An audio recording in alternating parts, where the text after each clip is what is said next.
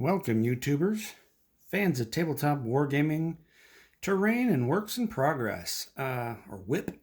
This is the Delith station. I had put the bands on here the other time, and what I've added, give you a little update here. So I've added that secondary piece there. I have to do a little body filler there to fill that in so it doesn't look so abrupt of a change.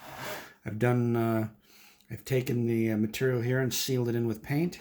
And I took my two molds that I made out of an egg carton and put those there like little power generators and put in some fans on the top. I think next time when I mold them, I'll put the fans inside the mold and then pour and then let them set, and then that should be good.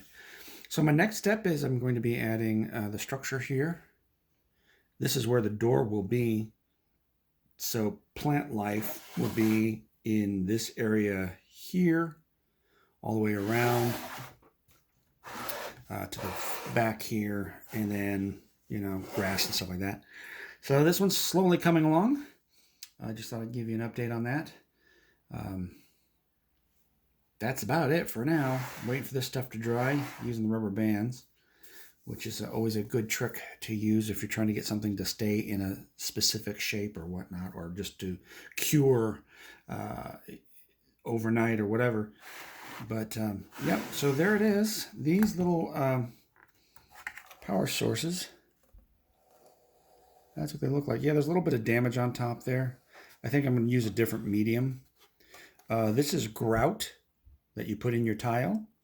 I poured it into the mold and let it set for like 4 days.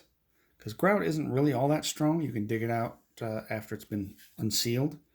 This one's got some cracks in it, which I think I might leave. Kind of adds a little beauty mark, maybe. But yeah, that's what these are made out of, is grout. So are my hills, because it's a quick drying, nice rough looking textured terrain part. When you add the grass and dirt to it, it actually just augments everything that's there. And with this kind of stuff too, you don't really have to worry too much about it being loopy, because then you can put another little rock there, or a bush, or like a little piece of clump foliage. Bingo. See how you can just make that disappear. So usually it's pretty good stuff. If you're using grout, I would suggest making it soupy to the point where you can take it out with a wooden popsicle stick, something like this is what I used, and then just scoop it out of your little bucket. And if it drips off of this stick, that's the perfect consistency, because it's on its way to dry, and you can kind of float it around a little bit and smear it to do the design that you want. And then always, and then another nice thing about it too is, if you've poured, like what I did with this one here, I poured this lower level first, let it set up a little bit, made another batch and poured it on top. And being that it's such a porous material, the moisture from this got sucked into that, which was then in turn sucked into this board, because it's all trying to, dry up and shrink and harden. And then always make sure that you take your stick and you run off your edges, unless you're going to do a stone or whatnot.